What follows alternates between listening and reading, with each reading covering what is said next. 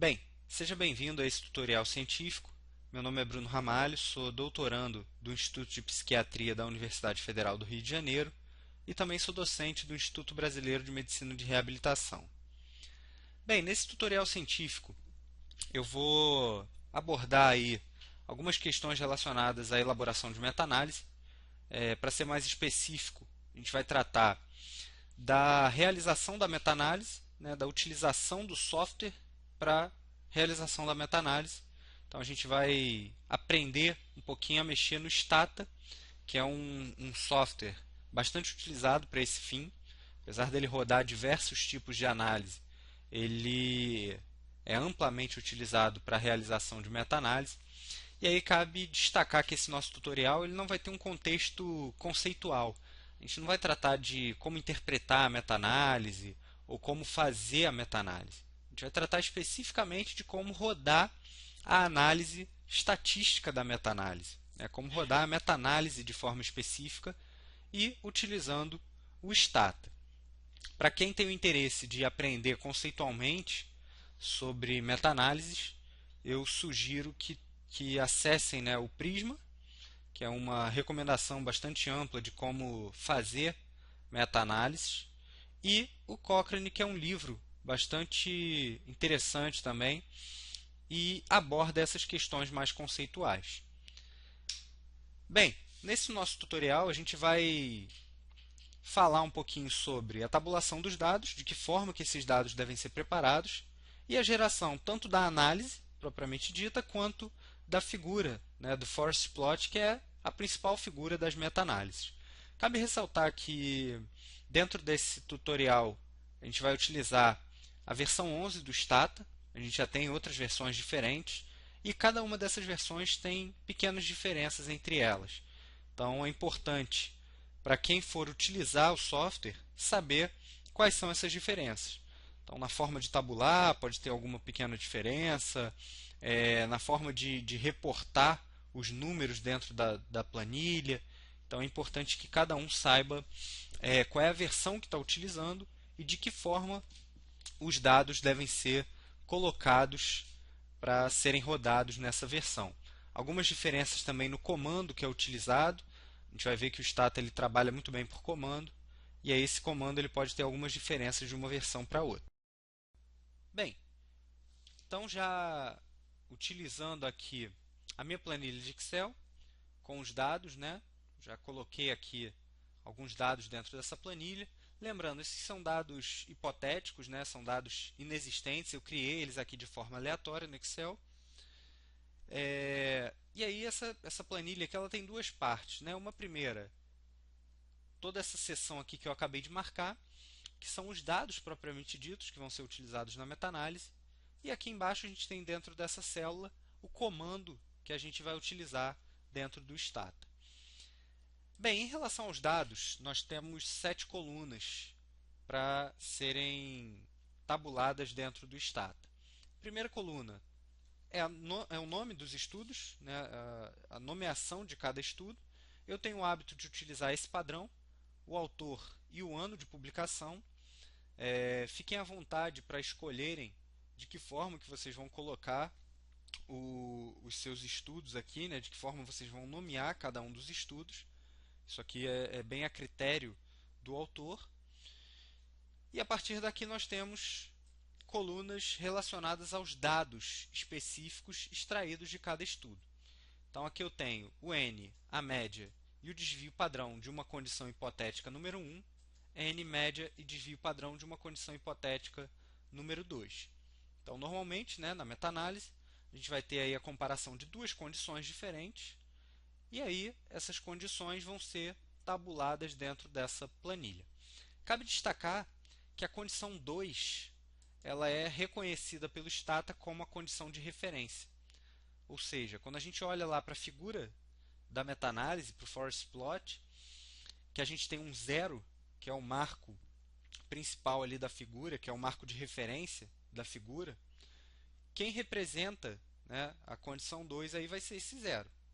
Então, esse zero aí ele vai ser exatamente a condição 2 que eu colocar aqui. E a condição 1 vai ser representada pelos diamantes, né, como a gente costuma chamar, pelos pontos, com o respectivo intervalo de confiança da figura. Então, quando a gente rodar aqui a figura, rodar a análise, a gente vai discutir um pouquinho essa posição aí dos dados. Bem, outro detalhe importante. Notem que os nomes colocados em cada coluna, eles também aparecem aqui no meu comando. Então, eles têm que ser colocados da mesma forma. Por isso, eu sugiro, né, que vocês evitem a utilização de espaços, de fontes maiúsculas e minúsculas, né? Quando a gente tem essa diferença e eventualmente o Stata não reconhece, sugiro que vocês utilizem somente fontes minúsculas para minimizar esse problema. Questão do espaço que eu já comentei. Outro detalhe importante em relação à colocação dos números, né, dos valores. Esses valores, para essa versão do Stata, eles têm que ser colocados com ponto. Então, sempre que eu tiver algum valor decimal, eu não posso utilizar a vírgula, eu tenho que utilizar um ponto aí obrigatoriamente. Caso contrário, o Stata também não reconhece esse dado como um valor numérico. Tá? Então, em relação à preparação dos dados, é basicamente isso. Já já a gente volta aqui para falar sobre o nosso comando. Eu vou abrir aqui o Stata. Vocês vão observar que ele tem um layout bastante simples. Notem que aqui embaixo ele já tem uma aba para eu inserir o comando, que é aquele comando que está lá na minha planilha de Excel. E aqui eu preciso abrir, notem que ele tem aqui um editor de dados, que eu preciso abrir esse editor. Ele também abre uma planilha bastante semelhante à do Excel. E é aqui, nesse editor de dados, que eu vou copiar aqueles dados que já estão na minha planilha de Excel. Então, vou retornar aqui a planilha. Para copiar, eu posso simplesmente selecionar todos os dados, Ctrl C e Ctrl V aqui no meu editor de dados. Notem que ele quer saber, ele me pergunta aqui de que forma que eu quero utilizar a minha primeira linha de informações. Então, notem que a minha primeira linha de informações, ela é, na verdade, o nome das colunas. Ela é o nome das variáveis. Então, eu não posso marcar essa primeira opção. Ou seja, eu não quero utilizar a minha primeira linha como dado. Eu quero utilizar a minha primeira linha como nome de variável. Então, para isso, eu vou marcar a segunda opção. E aí, notem que a primeira linha realmente entrou aqui na planilha como nome das variáveis. E a partir daí, a gente tem os valores de cada variável, né, os dados de cada variável. Bem, feito isso, eu posso minimizar esse editor de dados e retorno aqui para a minha planilha de Excel. Na minha planilha de Excel, eu vou voltar agora as minhas atenções para o meu comando. Então, esse comando aqui é o comando para realização de meta-análise, é o comando metan. E aí, a partir desse comando metan é que eu vou realizar as meta-análises. Aqui, no segundo trecho desse comando, eu tenho os nomes das variáveis. Sugiro que vocês que estão assistindo a esse tutorial copiem esse padrão aqui, copiem esse comando e façam as substituições onde for necessário somente. Bem, além disso, eu tenho aqui uma palavrinha, que é o random. Esse random aqui é o tipo de efeito que eu vou utilizar na meta-análise. Para quem tiver interesse de saber qual utilizar, se eu utilizo o efeito fixo ou efeito aleatório, sugiro que vocês deem uma olhada no Cochrane. Então, é um livro que tem esse tipo de discussão mais conceitual. Eu vou manter esse efeito aleatório, que é o efeito random. Então, se eu eventualmente precisar trocar do efeito aleatório para o efeito fixo, basta eu substituir a palavra random pela palavra fixed, F-I-X-E-D. E por fim ele pergunta qual é a coluna que vai servir para descrever ali o nome dos estudos. Então eu utilizo essa última parte aqui do meu comando, que é esse label nameVar igual estudo, ou seja, eu estou dizendo que os nomes dos estudos eles vão ser designados por essa coluna. Bem, feito isso, eu vou copiar esse comando e vou lá para o meu Stata e vou colar esse comando nessa guia aqui de comando.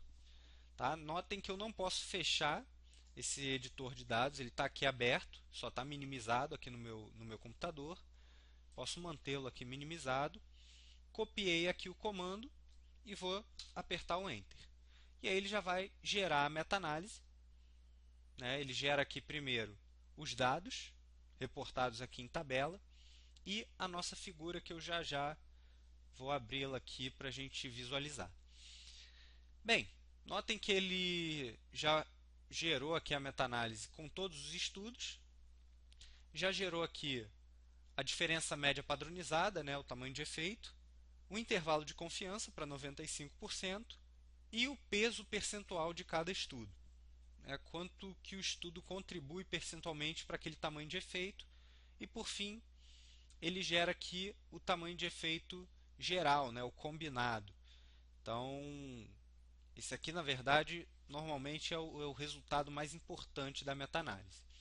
Além disso, a gente ainda tem aqui embaixo os dados de heterogeneidade. Então, para quem tiver interesse de saber mais a fundo, conceitualmente, o que é isso, sugiro também uma leitura do Cochrane. Por fim, cabe aqui uma apresentação da nossa figura, do Forest Plot, que é a principal figura aí da nossa meta-análise. Notem que o zero aqui ele está representando a condição 2.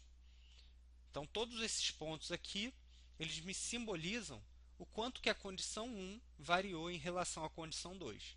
Então, basicamente, ele está me dizendo que a condição 1 apresentou maior valor do que a condição 2. A condição 2 apresentou valores inferiores à condição 1. Por conta disso, o efeito geral está mais deslocado à direita, né? Apresenta valor aqui positivo. Bem, ainda é possível fazer edição dessa figura, né? Aqui em cima nós temos aqui uma série de opções. No Help eu posso abrir aqui o editor de gráfico. A gente tem uma série de opções para melhorar, né, ou para alterar essa figura. O nosso tutorial não tem esse objetivo, né, de aprender a mexer na figura, fazer essa edição. Existe a possibilidade ainda de salvar ela já nos formatos que as revistas científicas normalmente pedem, que é o TIFF, né, que é uma figura de alta resolução, mas a gente não vai ver especificamente isso. A gente vai ficar mais entretido a essa questão de como rodar a análise. Então ele sempre vai gerar esses dois painéis. Primeiro essa tabela. Notem que essa tabela aqui ela apresenta de forma numérica os mesmos dados que são apresentados na minha figura. Tá? Então os mesmos dados que são apresentados na tabela são reportados novamente na figura, só que a figura de forma visual, né, que é a forma mais importante aí de utilização nas meta-análises.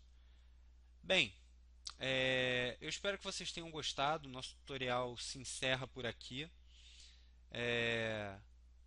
Lembrando, né, mais uma vez, para quem tiver interesse de se aprofundar conceitualmente nas meta-análises, sugiro aí uma leitura do Prisma e do livro da Cochrane, né, que são dois importantes documentos aí norteadores para elaboração de revisões sistemáticas e meta-análises.